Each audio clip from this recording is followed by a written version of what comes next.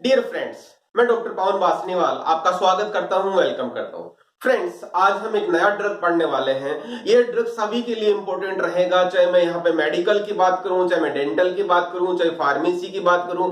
Pharmacy में भी सभी लेवल पे, चाहे बी फार्म की बात करूं, डी फार्म की बात करूं, चाहे एम फार्म की बात करूं या चाहे पीएचडी लेवल की बात करूं, इन सभी स्टूडेंट्स के लिए क्या होगा, बहुत ज्यादा इंपॉर्टेंट रहेगा। यहाँ पे हम क्या पढ़ने वाले हैं, क्या देखिएगा, क्लोरथायाजाइड पढ़ेंगे। क्लोरथायाजाइड बेसिकली कौन सी कैटेगरी का ड्रग है? क्लोरथायाजाइड बेसिकली आपको दिख रहा होगा, क्लोरथायाजाइड में थायाजाइड नाम आ रहा है, तो इसकी केमिकल कैटेगरी होगी थायाजाइड। ओके, और अपन बात करेंगे इसके आगे की, तो फार्माकोलॉजिकल एक्शन के हिसाब से उसका नाम कौन सी कैटेगरी में आ गया? डायूरेटिक्स में। ओके, डायूरेटिक्स क्या होता है? विच इंक्रीज यूरिन वॉल्यूम, उसको हम डायूरेटिक्स बोलते हैं। इसीलिए डायूरेटिक्स का दूसरा नाम फ्रेंड्स क्या कहलाता है? वाटर पिल्स कहलाता है। ओके, मैं यहाँ पे एक चीज और बता दूं, यहाँ पे आप यहाँ पे डिस्क्रिप्शन बॉक्स में बहुत सारी डिफरेंट प्लेलिस्ट मिलेगी आपको। और डिफरेंट प्लेलिस्ट आप ही लोगों के लिए बनाई हुई है। आप चाहे मेडिकल स्टूडेंट हो, चाहे फार्मेसी स्टूडेंट हो, चाहे नर्सिंग स्टूडेंट हो, उन सभी के लिए अपने डिफरेंट सब्जेक्ट्स की प्लेलिस्ट बना रखी है। तो आपके जो डिजायर्ड सब्जेक्ट है उस पे क्लिक करना और पूरी प्लेलिस्ट देखना। मेरा विश्वास है आपको बहुत अच्छे से समझ में आएगा। ओके, तो अपन बात करेंगे, देखना फ्रेंड्स, क्लोरथायाजाइड्स, इसका हम डिटेल क्या क्या पढ़ने वाले हैं। ये चीज और बता दूं मैं आपको, यहाँ पे इसका मैकेनिज्म एक्शन पढ़ने वाले हैं, इसका हम साइट ऑफ एक्शन पढ़ने वाले हैं, इसका हम सिंथेसिस पढ़ने वाले हैं, इसका स्ट्रक्चर क्या होता है वो पढ़ने वाले हैं, इसका आईपीसी नाम होता है वो पढ़ने वाले हैं। ओके, तो डिपेंडिंग ऑन द आपके सिलेबस में क्या है वो चीज आप जरूर देखें। साथ में इसमें कॉम्पिटिटिव एग्जाम में क्वेश्चन किस तरह से आता है, क्या क्या क्वेश्चन बनता है, मैं वो चीज बताऊंगा।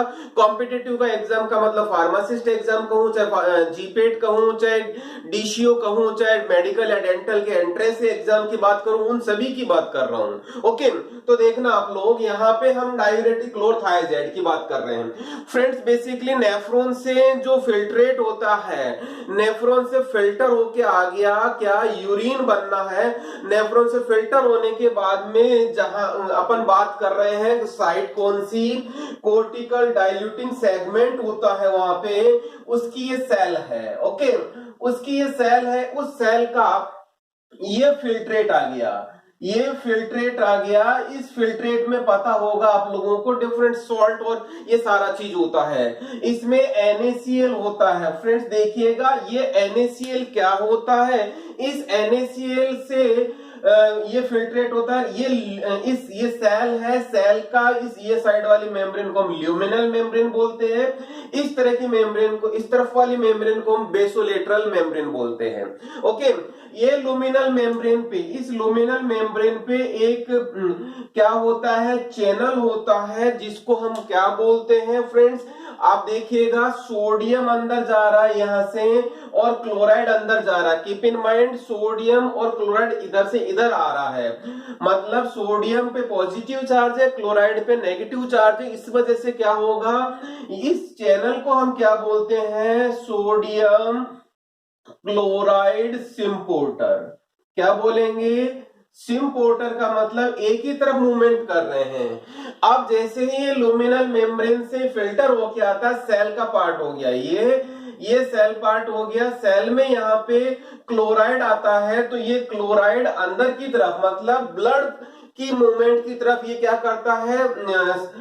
इस चैनल के थ्रू अंदर चला जाता है। इसको बोलते हैं क्लोराइड चैनल। ओके, समझ में आ रहा होगा। जैसे ही क्लोराइड चैनल इधर आता है, तो साथ में इमीडिएटली क्या होता है? पोटेशियम आता है। पोटेशियम का एक्सचेंज, सोडियम आता है इधर, और सोडियम के साथ में एक्सचेंज करता है पोटेशियम। ओके, इस चैनल को क्या बोलते हैं, या तो कौन करता है इसको? सोडियम पोटेशियम एटीपेज होता है इसका नाम। ये एटीपेज इसको एक्सचेंज करता है। कीप इन माइंड, यहाँ पे ध्यान देना, सोडियम इधर आता है तो पोटेशियम इधर आता है। फिर इस पोटेशियम को एक्सचेंज कौन करता है? इसको बोलते हैं पोटेशियम चैनल। क्लियर?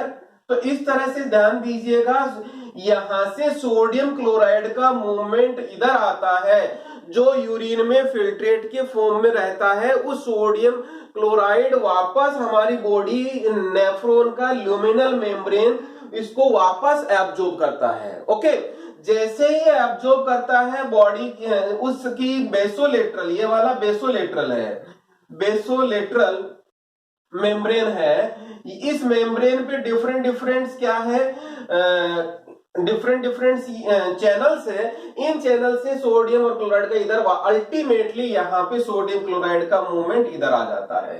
क्लियर? हमारा अब ये तो नॉर्मल प्रोसेस हो गया। नॉर्मल प्रोसेस होने के साथ में अब हम बात कर रहे हैं हम डायूरेटिक्स की, हमारे ड्रग की, क्लोरथायाजाइड की। तो हमारा जो ड्रग है फ्रेंड्स क्लोरथायाजाइड, इस रिसेप्टर को इनहिबिट इस चैनल को इनहिबिट करता है।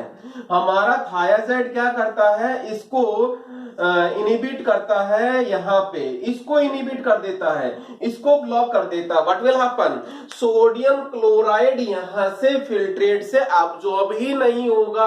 ऑब्जॉर्ब नहीं होगा तो आगे का पूरा प्रोसेस रुक जाएगा। तो ध्यान दीजिएगा, जो फिल्ट्रेट है, जो यूरिन है, उसमें सोडियम क्लोराइड क्या होगा, ज्यादा हो जाएगा, क्योंकि यहाँ पे सेल ने उसको एब्जॉर्ब ही नहीं किया। क्लियर? तो देखना आप लोग, यहाँ पे मैं आप बता रहा हूं एक्शन कहां दे रहा है, ये एक्शन दे रहा है कॉर्टिकल डाइल्यूटिंग सेगमेंट पे। क्लियर? फिर उसके बाद में ध्यान दीजिएगा, inhibit sodium chloride symporter at luminal membrane. मैंने बताया लुमिनल मेम्ब्रेन की इस पे इनहिबिट करता है सोडियम और क्लोराइड सिम्पोर्टर को। क्लियर? जैसा कि हम बोलता है सोडियम क्लोराइड सिम्पोर्टर को, समझ में आया? जैसे मेम्ब्रेन को इसको सिम्पोर्टर को इनहिबिट करता है, व्हाट विल हैपन, सोडियम और क्लोराइड का एब्जॉर्प्शन नहीं होगा, मींस ये यूरिन में ही रह जाएगा। तो हमने क्या बोला, sodium chloride remains in urine. What will happen, जैसे यूरिन में रहेगा तो यूरिन का वॉल्यूम इंक्रीज होगा, वॉल्यूम इंक्रीज होगा तो उस इफेक्ट को हम क्या बोलते हैं, डायूरेटिक इफेक्ट। क्लियर है? डायूरेटिक इफेक्ट, ध्यान दीजिएगा, यहाँ पे सोडियम का एक्सक्रीशन ज्यादा हो रहा है नॉर्मल के कंपैरिजन में। नॉर्मल के कंपैरिजन में सोडियम का ज्यादा एक्सक्रीशन हो रहा है, इसीलिए हम इसको नाइट्रियूरेटिक इफेक्ट बोलते हैं। नाइट्रियूरेटिक इफेक्ट, ध्यान दीजिएगा, Na से याद रखना, नाइट्रिक, Na से क्या है, सोडियम, याद रखिएगा, सोडियम से नाइट्रियूरेटिक इफेक्ट बोलते हैं अपन इसको। ओके, फिर उसके बाद में यहां डायूरेटिक इफेक्ट आ गया। अब हम बात करते हैं, ये तो इसका मैकेनिज्म, साइट ऑफ एक्शन हो गया, ये इसका मैकेनिज्म ऑफ एक्शन हो गया। अब बात करते हैं इसके यूजेज की। यूजेज फ्रेंड्स देखिएगा, जैसा कि आपको पता है कि ये डायूरेटिक इफेक्ट देगा, डायूरेटिक इफेक्ट देगा तो पहला यूज आ गया इसका, to treat high blood pressure, specifically arterial hypertension जो होता है उसको ट्रीट करने के लिए काम में लेता। पहला यूज तो ये हो गया। दूसरा यूज है फ्रेंड्स, ध्यान दीजिएगा, ये ध्यान डायूरेटिक एक्शन होता है, डायूरेटिक एक्शन दोनों कंडीशन में देता है। कौन सी कंडीशन में, एल्केलोसिस और एसिडोसिस दोनों कंडीशन में देता है, कीप इन माइंड। फिर इसकी वजह से जैसा कि डायूरेटिक इफेक्ट आ रहा है, सोडियम क्लोराइड बाहर निकल रहा है, इसका मतलब क्या होगा, बॉडी का जो फ्लूइड है वो बॉडी से बाहर निकल रहा है। इसका मतलब टू ट्रीट एडिमा। एडिमा क्या होता है, बॉडी में वाटर कंटेंट या फ्लूइड कंटेंट ज्यादा रिटेन हो गया, जिसकी वजह से स्वेलिंग वगैरह आ गई। तो ध्यान दीजिएगा, यहाँ पे ये एडिमा किस वजह से हो सकता है, या यूं कहेंगे कि कौन से एडिमा को क्लोरथायाजाइड देने से ट्रीट किया जा सकता है। तो यहाँ पे देखना, एडिमा किस किस वजह से हो सकता है, एस्ट्रोजन की वजह से हो सकता है, या कॉर्टिकोस्टेरॉइड किसी पेशेंट को चल रहा है तो उसकी वजह से एडिमा हो सकता है, पहला। दूसरा, कार्डियोवैस्कुलर इनसफिशियंसी की वजह से होता है, मतलब हार्ट परफेक्टली काम नहीं कर रहा, जिसकी वजह से क्या हो रहा है, एडिमा हो गया। तो क्या होगा, उस कंडीशन में भी क्लोरथायाजाइड को हम देते हैं। फिर उसके बाद में आता है नेफ्रोसिस। नेफ्रोसिस का मतलब है कि किडनी परफेक्टली काम नहीं कर रहा, किडनी जिस लेवल पे, जिस एफिशिएंसी से काम करनी चाहिए वो काम नहीं कर रहा। नेफ्राइटिस क्या होता है फ्रेंड्स, नेफ्राइटिस का मतलब होता है नेफ्रॉन का इन्फ्लामेशन कहलाता है। मींस नेफ्रॉन के इन्फ्लामेशन की वजह से क्या हो रहा है, किडनी परफेक्टली काम नहीं कर रहा तो उसको हम नेफ्राइटिस बोल रहे हैं। इन दोनों की वजह से भी इडिमा हो सकता है, उस कंडीशन में भी यहाँ पे क्लोरथाइजाइड हम देंगे। फिर आता है टॉक्सिकोसिस। टॉक्सिकोसिस का मतलब क्या है, किसी पर्टिकुलर टॉक्सिन की वजह से यहाँ पे इडिमा डेवलपमेंट हो गया, मतलब फ्लूइड रिटेंशन रह गया बॉडी में, उस कंडीशन में भी हम क्लोरथाइजाइड देंगे ताकि उस पर्टिकुलर पेशेंट उस पर्टिकुलर कंडीशन में हम उसको यूज करेंगे। क्लियर है, यहां तो चीज हो गई मेरा सारा का सारा। अब मैं बात करता हूं क्वेश्चन की। क्वेश्चन क्या आता है, ध्यान दीजिएगा। यदि क्वेश्चन आता है subjective question, write the mechanism of action of chlorothiazide, या यूं कहूंगा क्लोरथाइजाइड के लिए शॉर्ट नोट लिखें, तो मैंने जितना बताया है पूरा का पूरा लिखेंगे, आपका 100% मार्क्स मिलने की उम्मीद रहेगी। मैं आपको दावे के साथ कह सकता हूं, जिस तरह से मैंने आपको एक्सप्लेन किया है वो सारा का सारा आपको एक्सप्लेन कर देना। क्लियर। अब मैं बात करता हूं यहाँ पे कॉम्पिटिटिव एग्जाम की, pharmacist exam, DCU exam, medical, nursing, dental, इन सभी के लिए कौन सा एग्जाम कॉम्पिटिटिव एग्जाम में क्वेश्चन बनता है। पहला क्वेश्चन ध्यान दीजिएगा, साइट ऑफ एक्शन क्लोरथाइजाइड का पहला। क्लियर। फिर दूसरा मैकेनिज्म ऑफ एक्शन, दूसरा क्वेश्चन। फिर इनकी वजह से यूरिन में किसके अमाउंट ज्यादा एक्सक्रीट होती है, वो तीसरा क्वेश्चन हो गया। क्लियर। फिर उसको चौथा क्वेश्चन है नाइट्रियूरेटिक इफेक्ट, चौथा क्वेश्चन हो गया। फिर नेक्स्ट आता है कौन से ब्लड प्रेशर को ये ट्रीट करने के काम आता है, पांचवा क्वेश्चन हो गया। फिर उसके बाद में आता है स्ट्रोंग एल्केलोसिस एंड एसिडोसिस में भी ये काम करता है, नेक्स्ट क्वेश्चन हो गया। क्लियर। टू ट्रीट इडिमा, ये भी नेक्स्ट क्वेश्चन हो गया। किस किस वजह से हो सकता है, इन सभी की वजह से ये नेक्स्ट क्वेश्चन हो गया। तो ये सारे के सारे मैंने जितने भी पॉइंट्स लिखे हुए हैं, इन सभी पे मल्टीपल चॉइस क्वेश्चन बनते हैं फ्रेंड्स। तो आप लोग इन सभी को याद करेंगे तो मेरे हिसाब से आपका पूरा का पूरा क्लियर हो जाएगा। ओके। यहाँ पे एक चीज और बता दूं, यहाँ पे यदि आपने इसका स्क्रीनशॉट नहीं लिया तो इसका स्क्रीनशॉट ले लीजिए, और इसके बारे में आपको पढ़ाऊंगा कौन सा, इसका सिंथेसिस, हम इसको सिंथेसाइज कैसे करते हैं। डायूरेटिक इफेक्ट की वजह से हम इनको वाटर पिल्स भी बोलते हैं। इसका एक नेक्स्ट क्वेश्चन आता है वाटर पिल्स पे। बहुत सारे स्टूडेंट इस चीज को गलत करते हैं, तो ध्यान दीजिएगा, वाटर पिल्स के हिसाब से मतलब डायूरेटिक की बात हो रही है। अब अपन बात करेंगे क्या कि इसका स्ट्रक्चर क्या है, इसका आईयूपीएसी नाम आप कैसे लिखेंगे और इसका सिंथेसिस कैसे होगा। ये स्पेशली मेडिसिनल केमिस्ट्री का पार्ट है जिसमें आप लोगों को स्ट्रक्चर पूछा जाता है, उसका आईयूपीएसी नाम पूछा जाता है और उसका सिंथेसिस पूछा जाता है। देखते हैं अपन कैसे लिखते हैं। ये है क्लोरथाइजाइड का स्ट्रक्चर। क्लोरथाइजाइड का स्ट्रक्चर आप देखेंगे तो आप देखेंगे कि इसमें दो रिंग सिस्टम है, एक बेंजीन है, एक में रिंग सिस्टम है हेट्रोसाइक्लिक। हेट्रोसाइक्लिक में हम इसका नंबरिंग करते हैं 1 2 3 4 5 6 7 एंड 8। ओके। तो ध्यान दीजिएगा, इस रिंग सिस्टम को हम क्या बोलते हैं, हेटेरोसाइक्लिक रिंग है। इस हेटेरोसाइक्लिक रिंग में क्या है, दो तो नाइट्रोजन है और एक सल्फर है। दो नाइट्रोजन और एक सल्फर है, तो आप देखेंगे सल्फर को क्या बोलते हैं, थाया बोलते हैं। नाइट्रोजन को क्या बोलते हैं, एजा बोलते हैं। तो थाया हो गया, और नाइट्रोजन को क्या बोलेंगे, दो है तो डाई हो गया, डाई एजा हो गया। और ये कितने मेंबर रिंग है, 6 मेंबर रिंग है, इसलिए इन फॉर्म जुड़ेगा। तो देखिएगा आप लोग यहाँ पे बेंजो, तो ये वाला पार्ट जुड़ गया बेंजो, थाया का मतलब सल्फर, डाई का मतलब दो, एजा का मतलब नाइट्रोजन, आईएनई का मतलब 6 मेंबर। ठीक है, ये इसका मतलब सल्फर हो गया, इसका मतलब दो हो गया, दो, एजा का मतलब नाइट्रोजन, आईएनई का मतलब 6 मेंबर, 6 मेंबर की रिंग है। क्लियर है। अब अपन ध्यान दीजिएगा, ये सल्फर नाइट्रोजन कौन कौन सी पोजीशन पे जुड़े हैं, ये पोजीशन हम पहले लिखते हैं। सबसे पहले सल्फर आ रहा है तो सल्फर की फर्स्ट पोजीशन हो गई।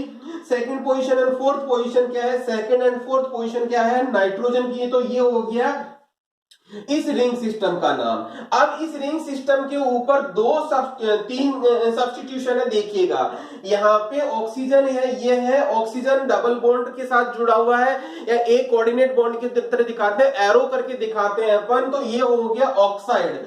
ऑक्साइड फॉर्म हो गया, ऑक्साइड को दो ऑक्साइड है तो ये लिख दिया अपन ने 1,1 डाइऑक्साइड। क्लियर है, 1,1 डाइऑक्साइड तो ये हो गया। 6 पोजीशन पे क्या आ गया, क्लोरो पोजीशन आ गया, 6 क्लोरो हो गया। और उसके बाद में 7 पोजीशन पे क्या है, सल्फोनामाइड हो गया, 7 सल्फोनामाइड होगा अपन यहाँ पे। क्लियर, 7 सल्फोनामाइड हो गया। अब ध्यान दीजिएगा यहाँ पे ये नाइट्रोजन पे H है, ये डबल बॉन्ड की पोजीशन को एंश्योर करने के लिए 2 पोजीशन पे H लगाते हैं, 2H। ओके, ये इसका आईपीसी नाम हो गया 1,1 डाइऑक्साइड 6 क्लोरो 2H 1,2,4 बेंजोथायाडायाजीन 7 सल्फोनामाइड। ये इसका स्ट्रक्चर और इसका आईपीसी नाम हो गया। इस स्ट्रक्चर को हम कैसे बनाएंगे, कैसे सिंथेसिस करेंगे, ये देखते हैं अपन इसका सिंथेसिस। तो देखिएगा यहाँ पे 1 2 3 यहाँ पे ये कंपाउंड है जिसका नाम क्या लिखेंगे, 3 क्लोरो एनिलीन। क्लियर, इसका स्टार्टिंग मटेरियल हो गया, स्टार्टिंग मटेरियल हो गया। ध्यान दीजिएगा, अब यहाँ पे इसका क्लोरो सल्फोनेशन करवाते हैं तो यहाँ पे क्या होता है, वाटर मॉलिक्यूल बाहर निकल जाता है, यहाँ से 2 वाटर मॉलिक्यूल बाहर निकलेंगे। और यहाँ पे कौन सी रिएक्शन होगी फ्रेंड्स, देखिएगा बेंजीन है, क्लोरो सल्फोनेशन करवाते तो इलेक्ट्रोफिलिक सब्स्टिट्यूशन रिएक्शन होगी। कौन सी होगी, इलेक्ट्रोफिलिक सब्स्टिट्यूशन रिएक्शन होगी।